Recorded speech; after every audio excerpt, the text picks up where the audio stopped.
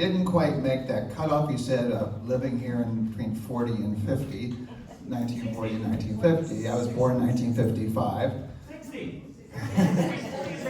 Okay, all right, so I didn't make it, but I didn't live in the high rent district over here in Doylestown. I lived over in Solderton, where the farmers lived at that time.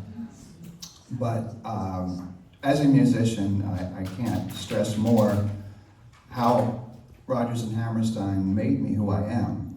Their music was everywhere in my childhood. It was the dominant popular music of the day. It crossed all boundaries, all people, all ages, all backgrounds. They would hum the songs constantly. So it's with great pleasure that I will bring Barbara Weikamp and Nick Dunn onto the stage. Let me tell you a bit about them. Barbara has pursued an extensive and wide-ranging career. She was born and raised in Cleveland, Ohio. I won't tell you what year, but I do know.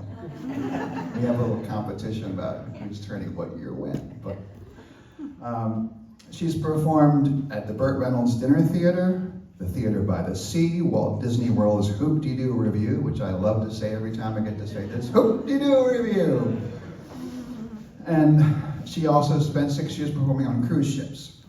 Her husband, Nick Dunn, after all these years, I've worked with Barbara for over 20 years and probably 15 of them with Nick. I found out today his name is not really Nick. No, so his friends knew that. I didn't know that until today. So I guess I'm lower down the list of friends than I thought. But Nick will be here to kind of be our MC and tell you the stories because he was the neighbor to Oscar. Now, that, as you remember, most of you are close to my age. Neighbor meant a much wider range of space than it does today. Today, we think of neighbor as the person who lives immediately next door. But Nick will explain and all that. So without further ado, I now bring you Barbara Weikamp and Nick Dunn in Home with Hammerstein.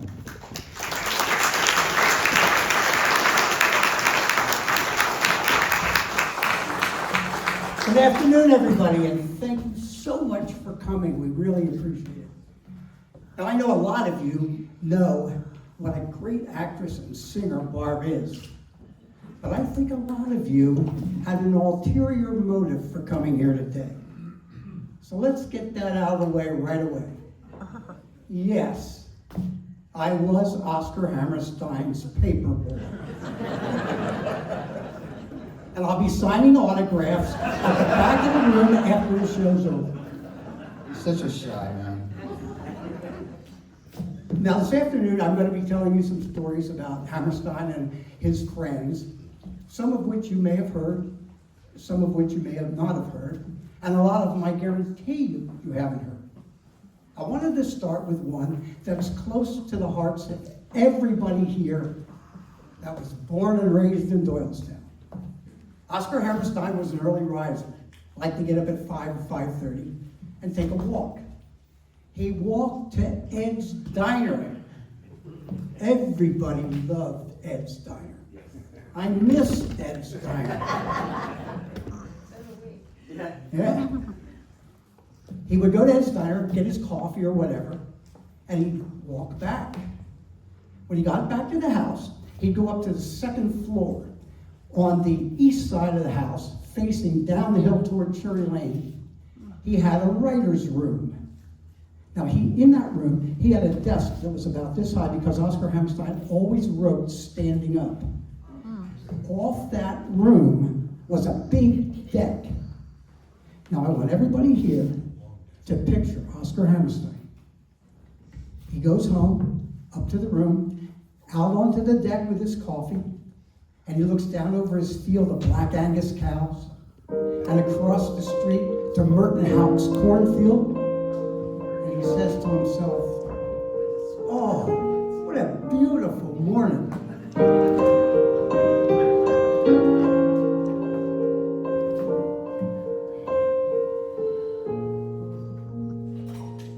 There's a bright golden haze on the meadow. There's a bright golden haze on the meadow.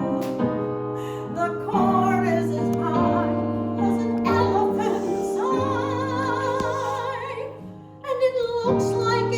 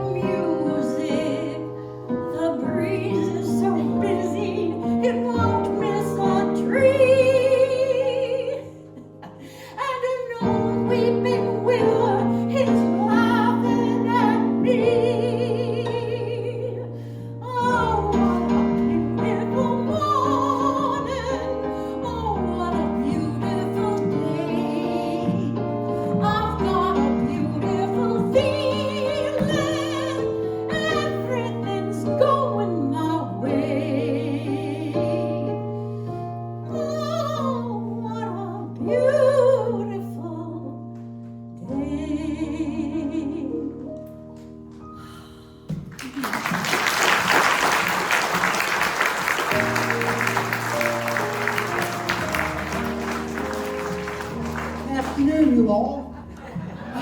This is Mr. Ike Skidmore, and I'm here to invite you all to a big old box social out at my ranch here in Lawton, Oklahoma. Going to be a big old time.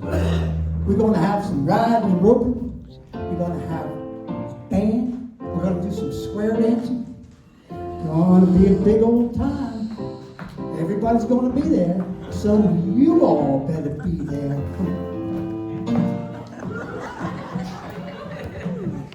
Whoa, hey, no, Annie, you can't go around kissing every cowboy you see. I can't. No, didn't your mom ever tell you that?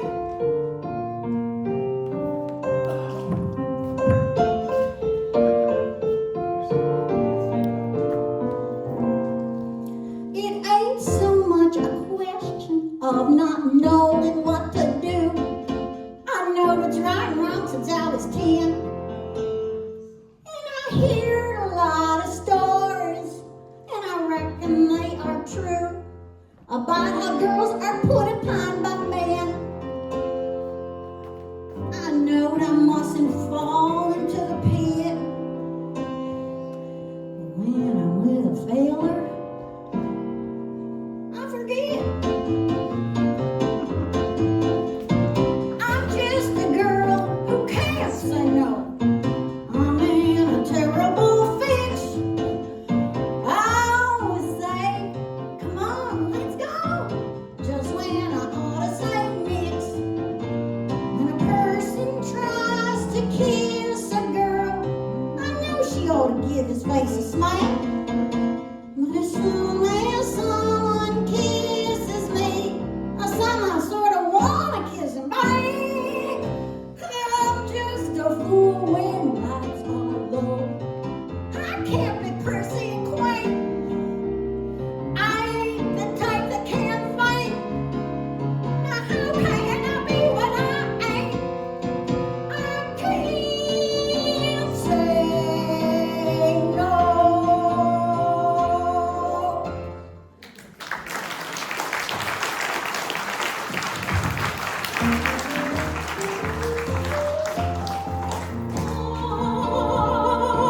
Oklahoma, where the wind comes sweeping down the plain, where the waving wheat can sure smell sweet when the wind comes right behind the rain. Oklahoma, every night my honey lamb and I sit alone and talk and watch the hawk making lazy circles in the sky. We know we belong to the land, and the land we belong to is grand. And when we sing,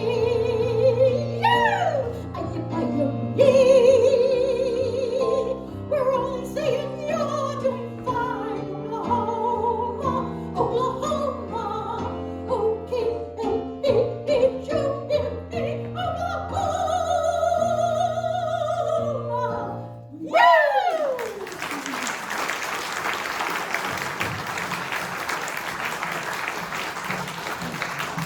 Stay with me now, ladies and gentlemen.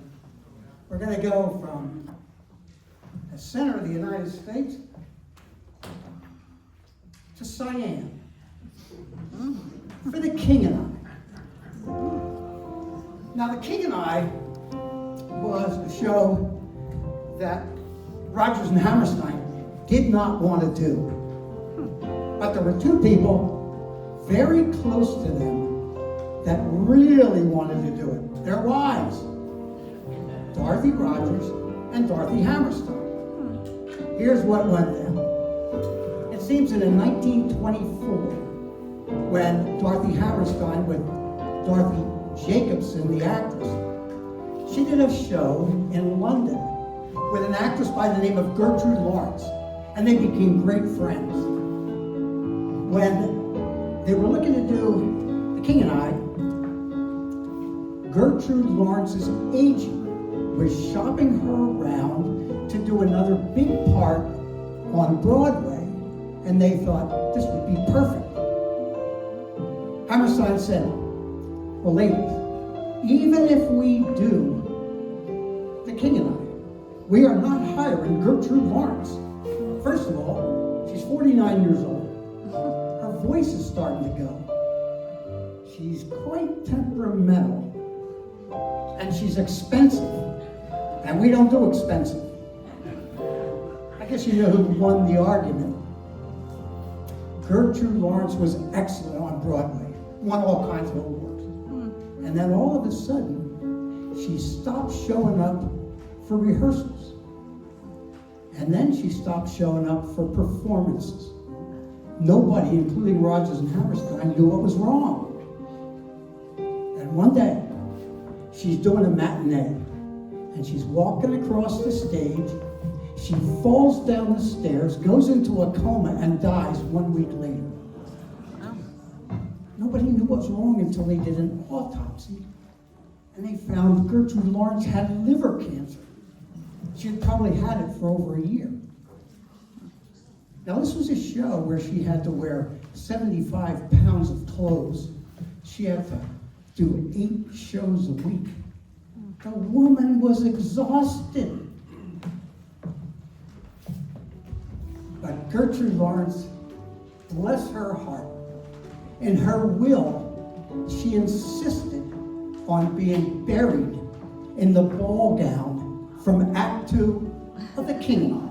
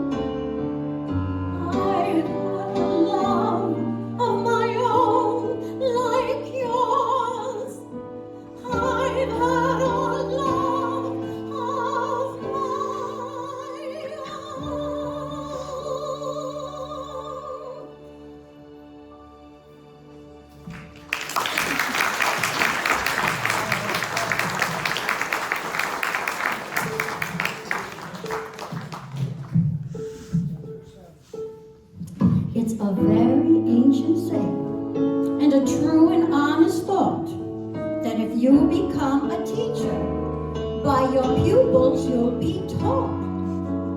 As a teacher I've been learning, forgive me if I boast, because I've now become an expert on the subject I like most. Getting to know you. Getting to know you, getting to know all about you, getting to like you, getting to hope you like me.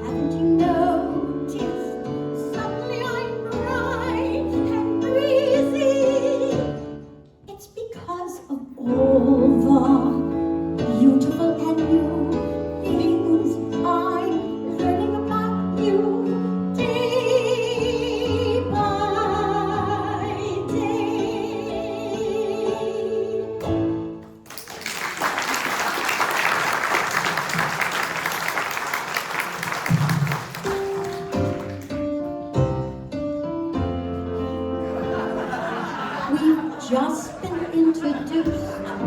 I do not know you well, but when the music started, something drew me to your side. So many men and girls are in each other's arms.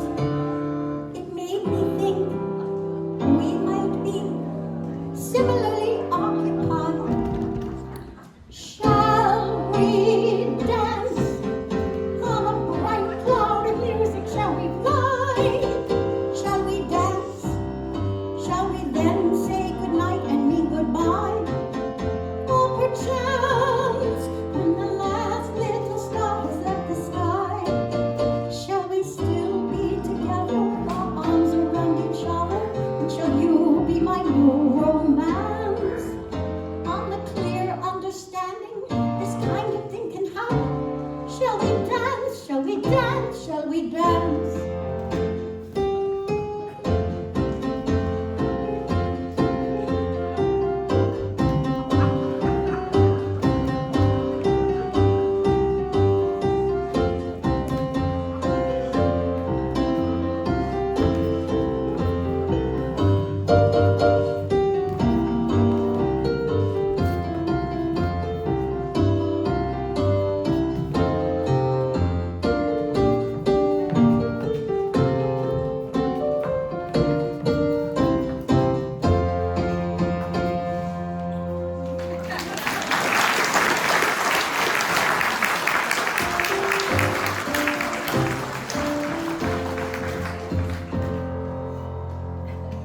I gotta tell you, when she first told me what she wanted me to do in this number, I said, say what? You want me to do what? I'm not doing that. Then she said, well, you're not thinking of it the right way. Think of it this way. Where else can an 80-year-old man get up on stage, wear these fancy clothes, and dance half naked in front of a room full of complete strangers? And get paid for it. She didn't mention how much you get paid, though. That was better. But I drew the line at shaving my head. Where are we going now, Bill? To the South Pacific. Oh yeah, South Pacific. Now, South Pacific holds a special place in this show because the writer, James Mitchell, was born and raised in Doylestown. Now, this street out here is Broad Street. The next big street is Shule Avenue. Right past Shule Avenue is Harvey Avenue. Now, my mother grew up at the bottom of Shule Avenue. When we were kids, she used to tell us that she and her best friend Mildred used to like to sneak over to Jimmy Michener's house, hide under his porch, and listen to him talk. Said he was the smartest guy she'd ever heard. In 1960, my mom and Jimmy Michener ran for the Central Bucks School Board on the same ticket. Now, Michener was a Quaker, so he didn't really have to go into the military. But in 1942, he went into the Navy. The Navy took one look at Michener and said, this guy is not a fighter, he's a writer. So they assigned him to write the history of the Navy in the South Pacific. Now this is one of those stories that I promised I'd tell that maybe you heard, maybe you haven't. When they were shopping South Pacific around to Hollywood, a big Hollywood producer named Leland Hayward came to town, offered Michener $500 for the rights to South Pacific. Oscar Hammerstein stepped up and said, wait a minute, I'll give you 1% of the gross forever. In his autobiography, Michener said, that was the single best business deal I ever made. Also in that same autobiography, he said, on the island of Espiritu de Santo in the South Pacific, he actually met a woman by the name of Bloody Mary.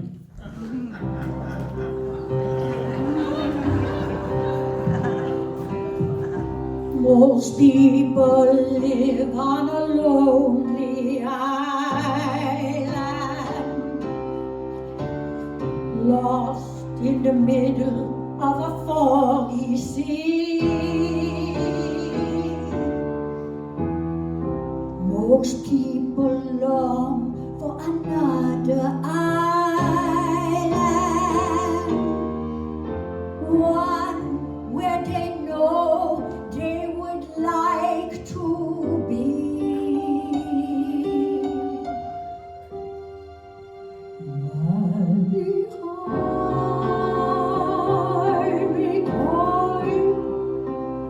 Any night, any day, in your heart, you'll hear it call you. Come away, come away.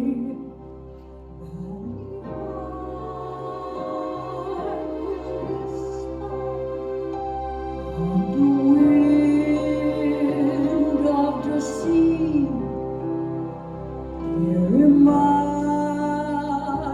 your special island.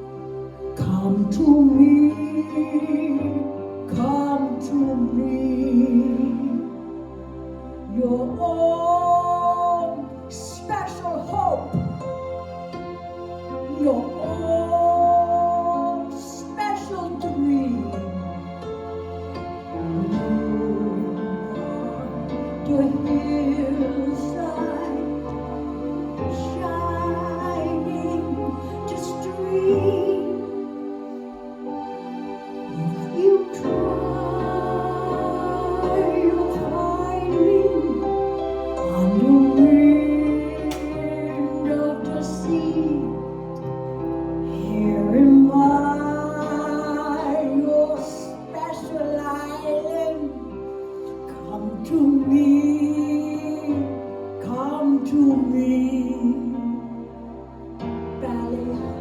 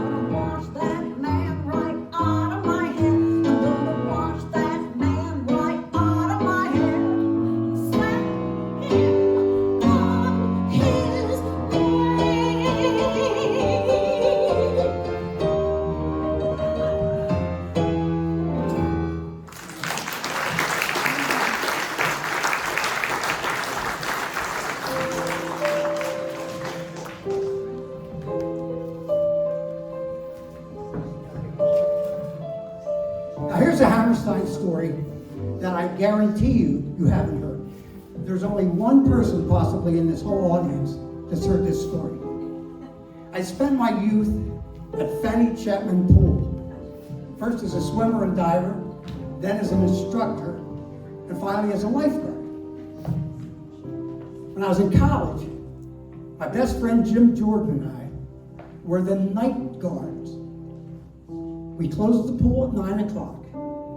About 15 minutes before we closed the pool, the manager, Jack Gamo, would come down from his office. His apartment was above the office, and help us with some chores. About 9:30, his wife, Mary, would come down with a tray of cocktails, which of course Jim and I would refuse. Vehemently. And then we'd sit around for a while, and Jack would regale us with stories of the good old days. Now, it seems that Jack and Mary had a disagreement about the actress Mary Martin. Mary Martin was an A-list actress that Rodgers and Hammerstein used a lot. So Jack said one day, "You know, I think I know how to get the answer. I'll call Oscar Hammerstein." Mary said, "No, you won't. You're not calling Oscar Hammerstein." So Jack said, "Sure I am." So he calls up Oscar Hammerstein. The first thing that happens is he answers his own phone. We don't hear that anymore. He says, "Oscar, Jack Gamo here, manager of the Fanny Chapman Pool." He said, "My wife and I have a question about Mary Martin, and we thought you would be the perfect person to help us with it." Oscar says, "Jack, hold on a minute. Mary's right here. I'll put her on and you can ask her yourself." Jack's claim to fame. He loved that story. It took me a while to remember it because he only told us 20, 30 times a season. And now from South Pacific, some enchanted evening.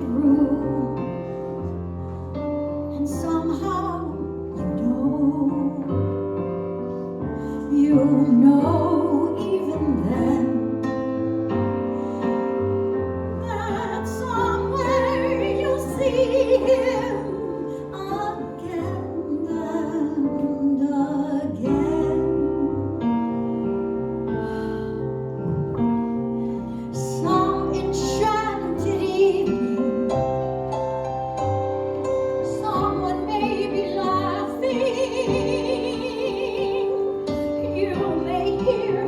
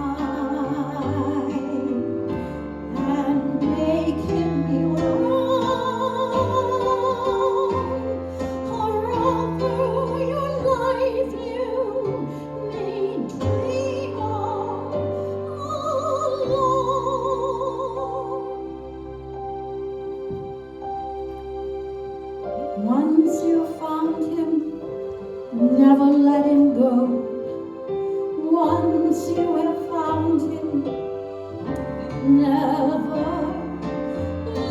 let him go.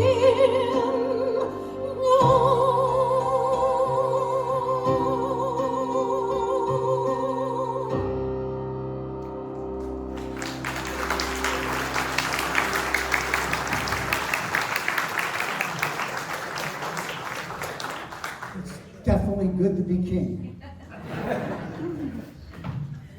Now we're going to go to Carousel next, but before we do, one more story that I know you haven't heard. My sister, who has an impeccable memory and is sitting right there, went trick-or-treating one Halloween, and Oscar Hammerstein's house was on the route. He stopped at Hammerstein. The first thing she thought was she was scared to death of the guy because he was so tall. But she remembered exactly what he gave her. An orange and a nickel. Don't laugh. In those days, a nickel could buy you 5 pretzel sticks at the county theater. And now, Carousel. When Rodgers and Hammerstein decided to do Carousel as a follow-up for Oklahoma, everybody in the business said, "You guys are crazy. You cannot follow up arguably the best musical in history with a story about a suicidal carnival barker who loses his job, beats up his wife. You can't do it." Louis B. Mayer, you know who Louis B. Mayer was? That Metro Goldwyn Mayer. He sent Oscar Hammerstein a text. He sent him an email. Called him on the phone. Remember those? That little dial? You don't remember that, Liv. No dial phones in your life. He called him up and he said, "Oscar, you can't do this. You are committing Broadway suicide." They did it anyway. And in 1999, Time magazine did a survey. And they found that Carousel, not Oklahoma, was the most popular musical of the 20th century. Now, ladies and gentlemen, here are 3 of the most beautiful songs from Carousel.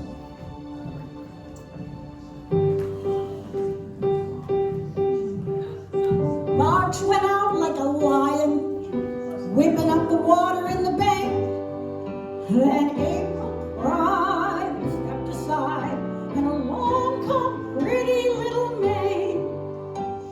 May was full of promises, didn't keep them quick enough for some. Had a crowd of doubting Thomases, was predicting that the sun would never come. But it's come, back come. You can feel it come. You can feel it in your heart. You can see it in the ground. You can hear it in the trees. You can smell it in the breeze. Look around, look around, look around. June is busting out all over the meadow and the hills. Buds are busting out of bushes. The Robin River pushes every little wheel that wheels beside the mill. June is busting out all over. The feeling is getting so intense. The young Virginia creepers have been hugging the bejeepers out of all the mooring gories on the fence. Because it's June, June, June, June. Just because it's June, June, June.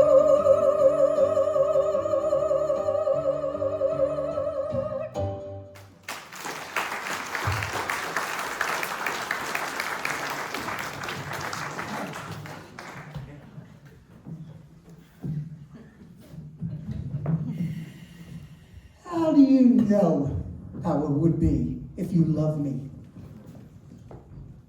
I don't know how I'd know. But I know how I'd be if I did love you. But you don't. No, I don't. But somehow I can see exactly how I'd be if I loved you.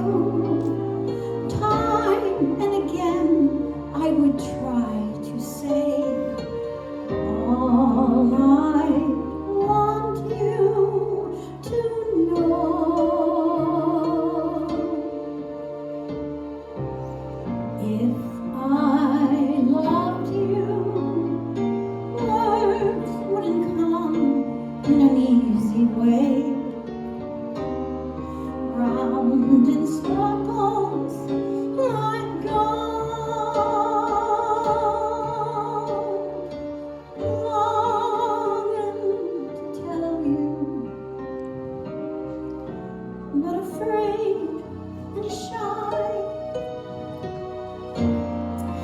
let my golden chances pass me by.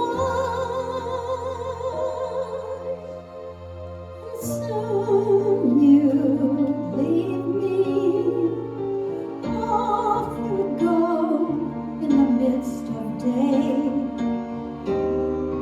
Never, never to know how I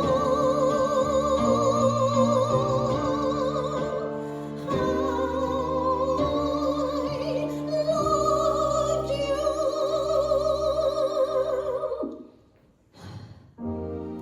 If I loved you.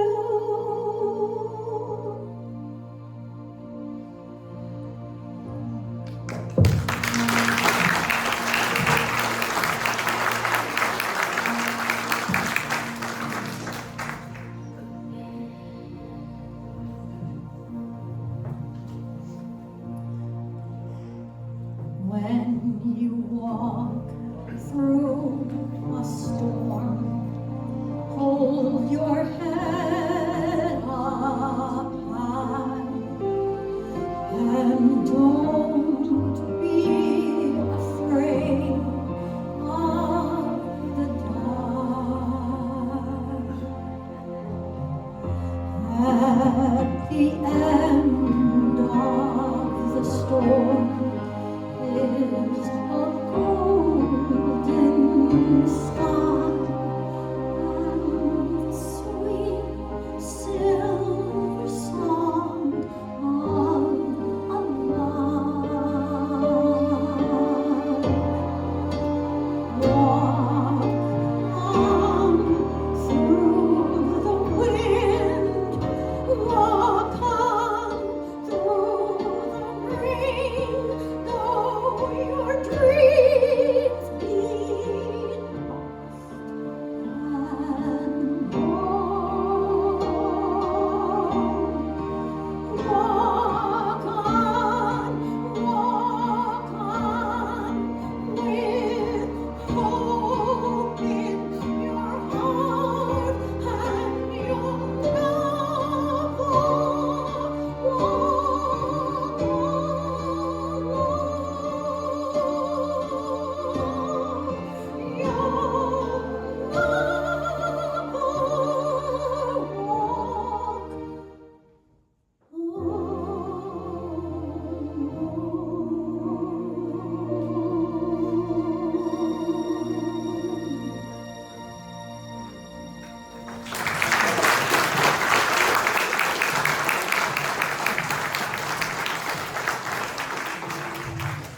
Now we're going to go from a suicidal carnival barker to a couple of murderous gangs in New York City for West Side Story.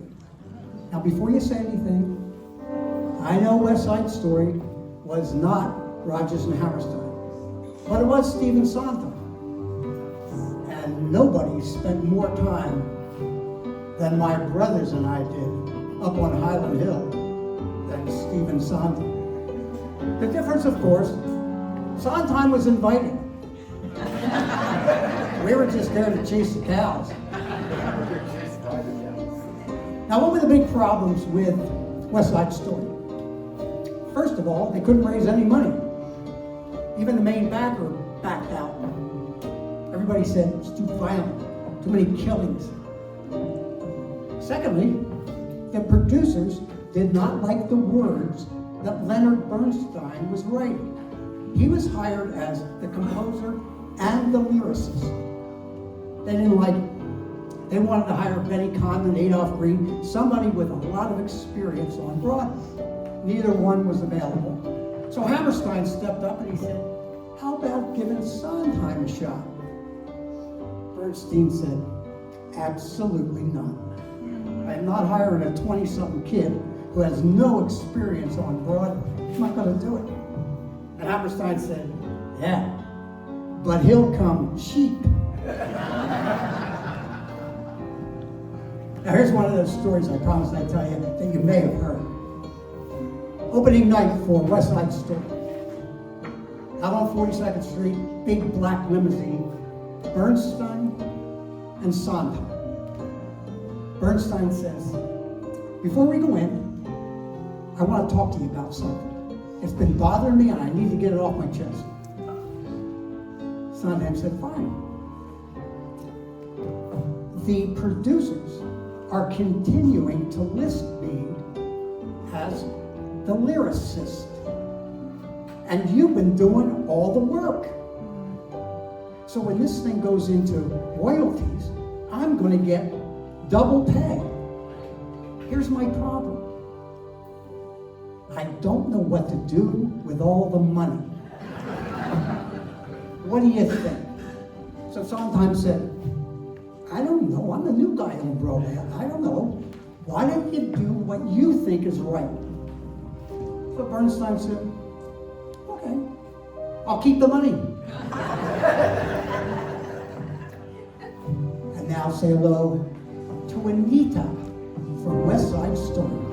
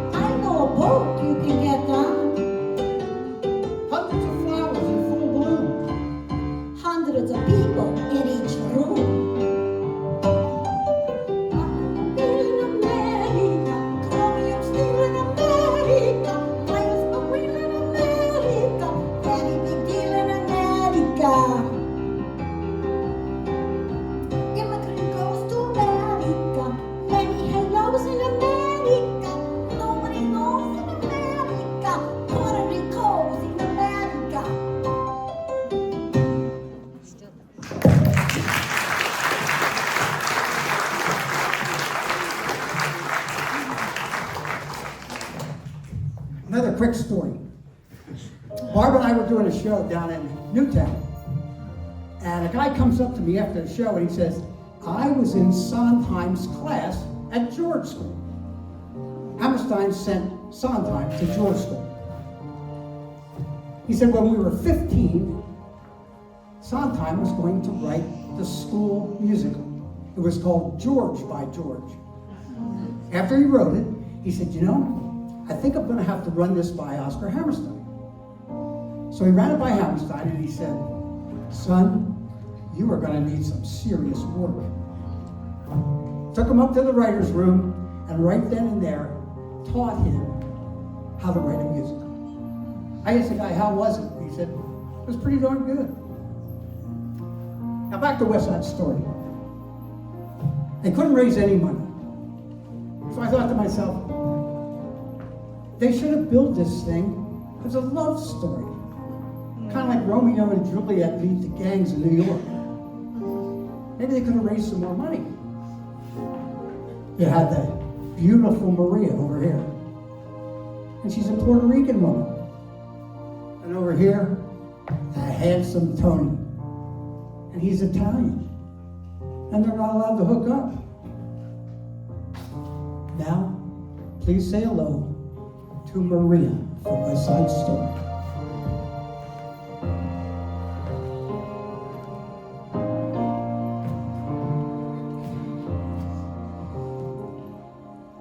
There's a place for us, somewhere a place for us. peace and quiet and open air. Wait for us somewhere. There's not time for us,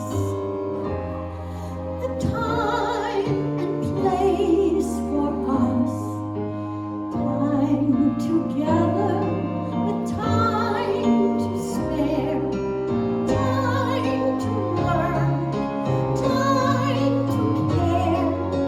Somehow, someday, we'll find a new way of living. We'll find a way of forgiving somewhere.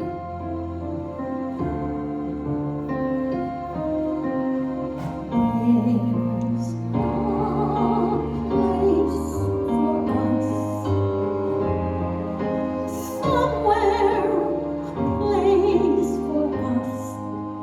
Hold my hand and we're halfway there. Hold my hand and I'll take you there. Somehow, someday,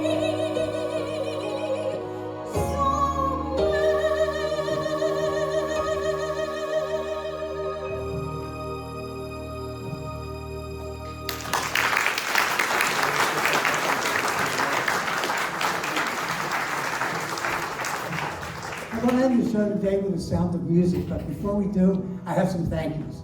First, I'd like to thank Chris Hutton from the Hammerstein Museum. Thank you, Chris. I'd like to thank our agent, Natalie Kay. Thank you, Natalie. I'd like to thank our piano player, straight from the Berklee School of Music, Mr. Bill Gottschalk.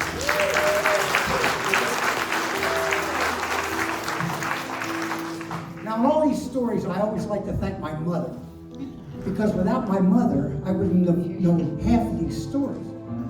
And my mother was the inspiration for my brothers and I to go over to Hammerstein's house, jump the fence, chase the cows, because every morning she'd say, "Boys, don't go over to Hammerstein's." I'd like to thank all my family members who are here today. All my friends from Central Bucks High School. All my neighbor friends from Christopher Lane. That one person. All my friends from the bus garage, Richard. And I have a special thank you. My niece Rachel has a daughter who's hoping to be the next musical theater person in our family. And she's just completed her second middle school play, Live. Thank you for coming, Liv. I hope you had a good time. And lastly, I'd like to thank Oscar Hammerstein, a man who wrote music that we can actually understand. Seems like I'm forgetting somebody. Am I forgetting somebody, Bill? The audience? I'm sorry. The audience. Now, I know you all go to plays and shows, and the MC or the singer or the piano player says, "Thank you so much, you've been a great audience." But I never thought that was enough, so I wrote you a thank you poem. For you, we rehearsed quite a bit, so much that I nearly quit. Then you came and spent money and laughed when we're funny, so without you, we're not worth a... I got a few. And finally, good night, Mrs. Calback, wherever you are.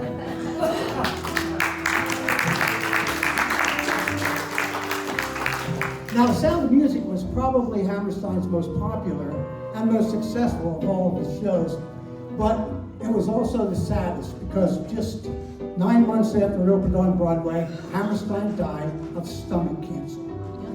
He was only 65. We begin our homage to the sound of music with the newest postulate at Non-Berg Abbey, Maria.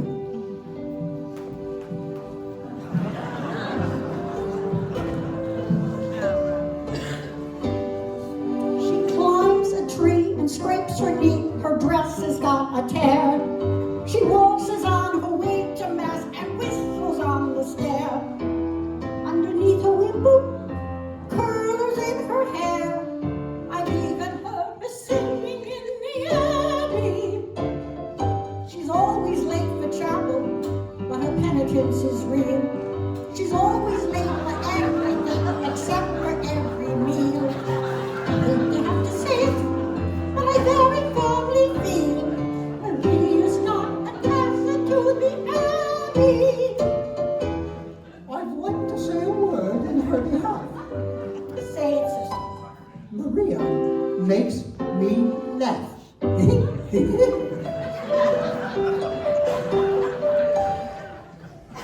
How do you solve a problem like Maria? How do you catch a cloud and pin it down? How do you find a word that means Maria? A flippity gibbet, a will-o'-the-wisp, a clown. Many a thing you know you'd like to tell her. Many a thing she ought to understand. But how do you make her stay and listen to what you say? How do you keep a wave upon the sand? Oh, how do you solve a problem like Maria? How do you hold a moonbeam in your hand?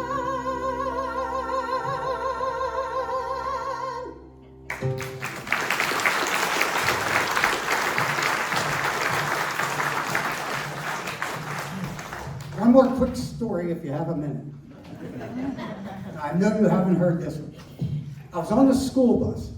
I think I was in 3rd or 4th grade. Now, if I was in 4th grade, my sister would not have been on the bus, and she remembers everything. If I was in 3rd grade, my brother Bill would have been on the bus, and he can't remember breakfast, so he didn't remember it. So we're on the school bus, and we're going up the hill toward Hammerstein's place from Cherry Lane. Now, you've all been on a school bus. They don't go much more than 25 miles an hour fully loaded. We're going to stop at the top of the hill because right across from Hammerstein's driveway is the driveway of the Haupt farm. And Rita Haupt was in my class at Cook's Elementary. We're going to go up the hill and stop right at Hammerstein's driveway. So we're doing about 5 miles an hour, 3, 2, bam! We run right into Oscar Hammerstein's dog. Oh. He had a standard bred poodle. The dog wasn't hurt. It yelped a little tiny bit. But on the bus, the kids were screaming, and you might have thought we ran over Oscar Hammerstein himself. Now, how many of you folks here know that Oscar Hammerstein was the only Oscar to win an Oscar? He won 2. 1942 for Lady Be Good, and 1946 for State Fair. Personally, I think it should have been for The Sound of Music.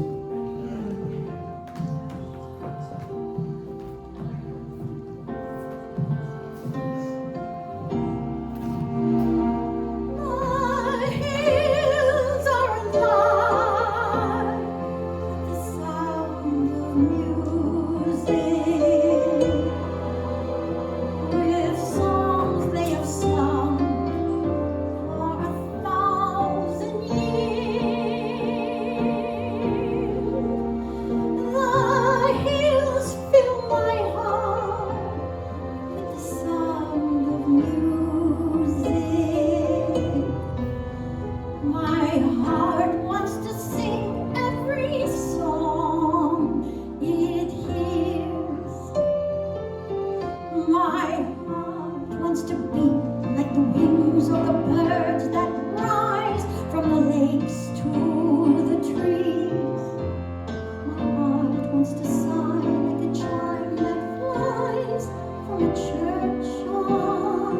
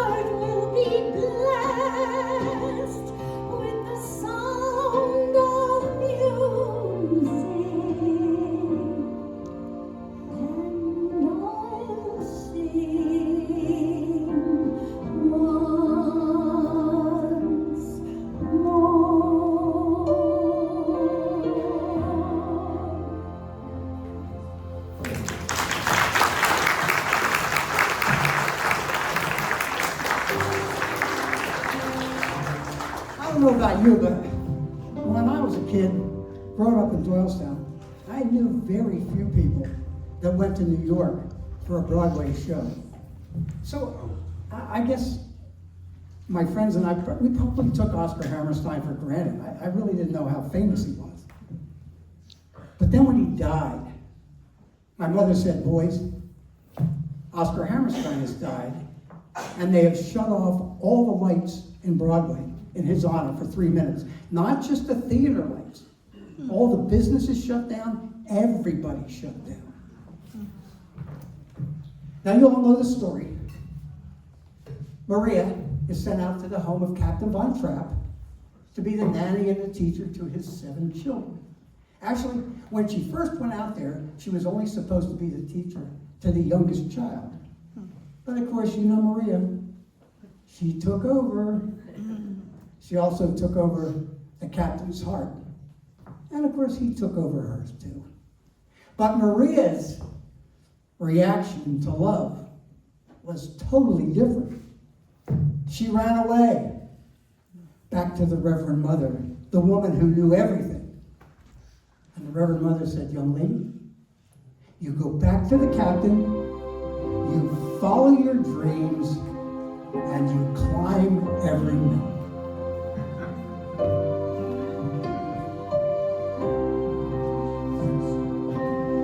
Climb every mountain, search high and low, follow every byway, every path you know.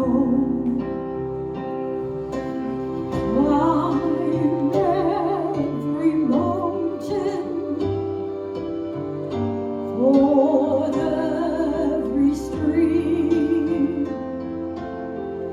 follow every rainbow, till you find your dream, a dream that will need all the love you can give.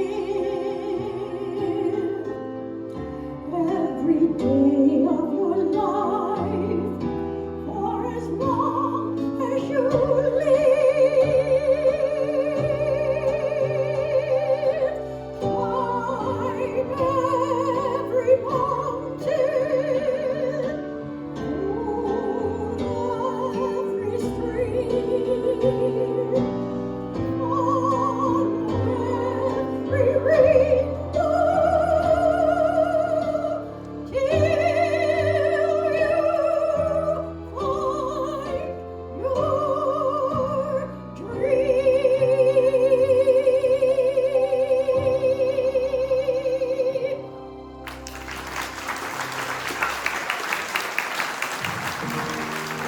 Our master of ceremony, Nick Dunn.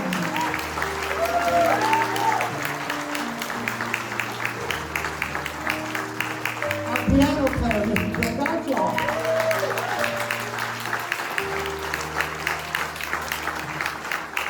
Now, ladies and gentlemen, this is my favorite part of the show. No, not because it's over, but because now I get to take all those beautiful actresses home with me.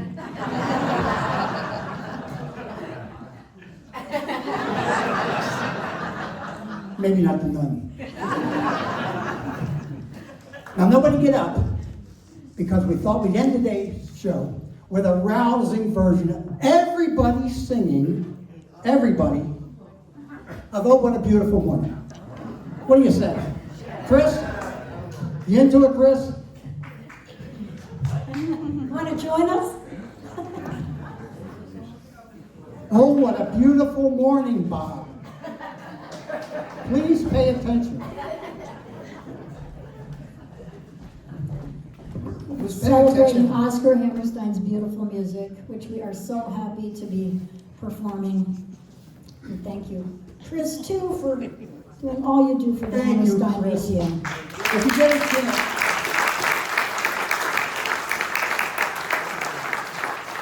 if you get a chance, make sure you go up to the museum and take his tour. It's really good. Excellent. And you can see the house and where he wrote. It's really cool. Right here in Doylestown. Right? Okay, oh, what a beautiful morning. Maestro, please.